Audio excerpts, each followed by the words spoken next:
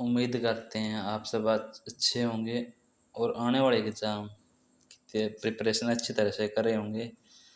आज की क्लास में हम आज की क्लास में हम 16 मई 2024 के करंट अफेयर के क्वेश्चन कर रहे हैं, जिसमें पहला प्रश्न है हाल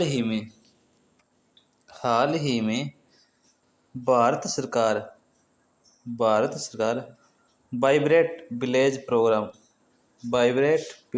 प्रोग्राम के तहत चीन सीमा पर बनाई जाने वाली प्रत्येक किलोमीटर सड़क पर कितने रुपए से अधिक खर्च करने की घोषणा की है। Right option B 2 crore.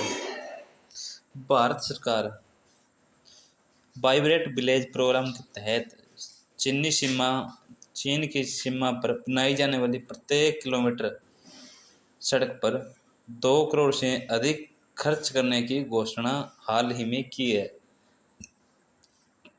आज का दूसरा प्रश्न भारत ने 50 मिलियन अमेरिकी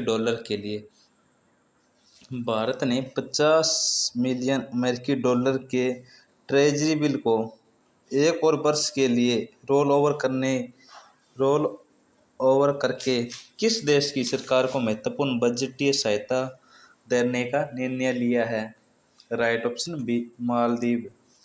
भारत ने 50 मिलियन अमेरिकी डॉलर के ट्रेजरी बिल को एक और वर्ष के लिए रोल ओवर करके मालदीव देश की सरकार को महत्वपूर्ण बजटीय सहायता देने का निर्णय लिया है।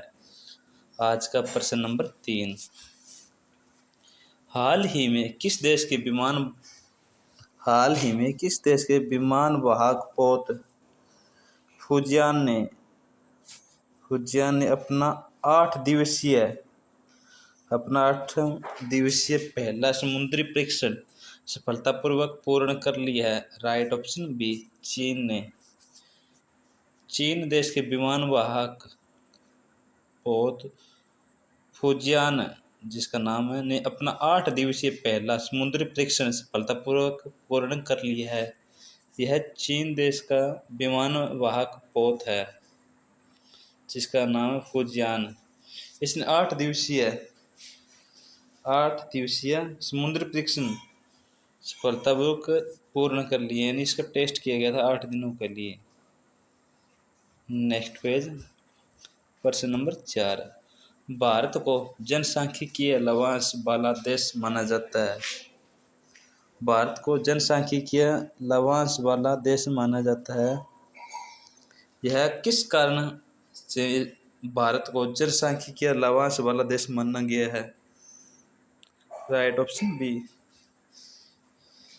15 वर्ष से लेकर 64 वर्ष की आयु वर्ग में इसकी उच्च जनसंख्या है, जिसके कारण भारत को जनसांख्यिकीय लवांश वाला देश माना जाता है। नेक्स्ट प्रश्न नंबर 5, वित्त वर्ष 2024 में चीन कितने डॉलर के साथ भारत का सबसे बड़ा व्यापारिक भागीदार बनकर उभरा है। वित्त वर्ष 2024 में चीन कितने डॉलर के साथ भारत का सबसे बड़ा व्यापारिक भागीदार बनकर उभरा है। राइट ऑप्शन सी 118.4 अरब डॉलर के साथ। वर्ष 2024 में वित्त वर्ष 2024 में चीन भारत के सबसे बड़ा व्यापारिक भागीदार बनकर उभरा है। नेक्स्ट प्रश्न नंबर 6, हाल ही में किस भारतीय कंपनी ने पेरिस में ग्लोबल आर्टिफिशियल इंटेलिजेंस उत्कृष्टता केंद्र के निर्माण की घोषणा की है। हाल ही में किस भारतीय कंपनी ने पेरिस में ग्लोबल आर्टिफिशियल इंटेलिजेंस उत्कृष्टता केंद्र के निर्माण की घोषणा की है। Right option D Tata consultancy service, जो कि एक भारतीय कंपनी है, इन्होंने पेरिस में ग्लोबल आर्टिफिशियल इंटेलिजेंस उत्कृष्टता केंद्र के निर्माण की हाल ही में घोषणा की है। नेक्स्ट पेज, प्रश्न नंबर 7। डैश कंपनी ईरान के चाबहार बंदरगाह के डैश कंपनी ईरान के चाबहार बंदरगाह के शाहिद बेहश्ती टर्मिनल का संचालन करेगी। यानी कौन सी कंपनी ईरान के चाबहार बंदरगाह के शाहिद बेहश्ती टर्मिनल का संचालन करेगी? Right option D, India ports global limited company Iran के चाबहार बंदरगाह के शाहिद बेहश्ती टर्मिनल का संचालन इंडिया पोर्ट्स ग्लोबल लिमिटेड करेगी। आज का प्रश्न नंबर 8। विश्व हाइड्रोजन शिखर सम्मेलन 2024 किस देश में आयोजित किया जा रहा है? Right option C, Netherlands. विश्व हाइड्रोजन शिखर सम्मेलन 2024 नीदरलैंड में आयोजित किया जा रहा है। नेक्स्ट प्रश्न नंबर 9। उपभोक्ता मूल्य सूचकांक, जिसको सीपीआई कहा जाता है,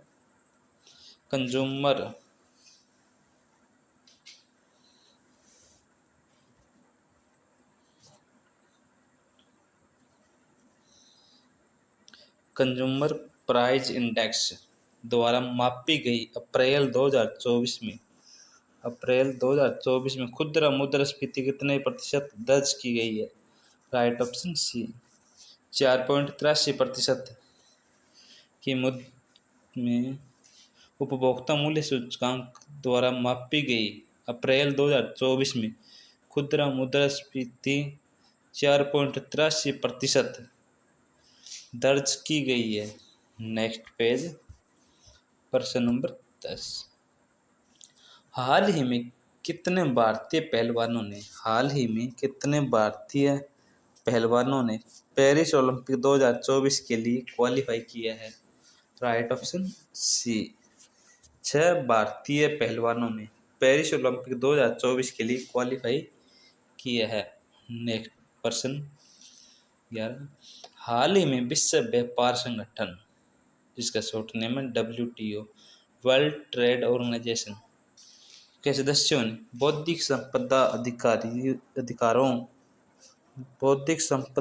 अधिकारों के व्यापार संबंधित पहलुओं पर समझौते की कौन सी वर्षगांठ मनाई है? राइट ऑप्शन डी, विश्व व्यापार संगठन के सदस्यों ने बौद्धिक संपदा अधिकारों के व्यापार संबंधित पहलुओं पर समझौते की 30वीं वर्षगांठ मनाई है। प्रश्न नंबर 12। अंतर्राष्ट्रीय टेनिस महासंघ, जिसका शॉर्ट नेम है ITF, international tennis federation, junior 30 tournament हाल ही में किस शहर में की है? जूनियर 30 टूर्नामेंट हाल ही में किस देश में किया गया? राइट ऑप्शन डी, लखनऊ में अंतर्राष्ट्रीय टेनिस महासंघ जूनियर 30 टूर्नामेंट हाल ही में लखनऊ शहर में किया गया है। Next page,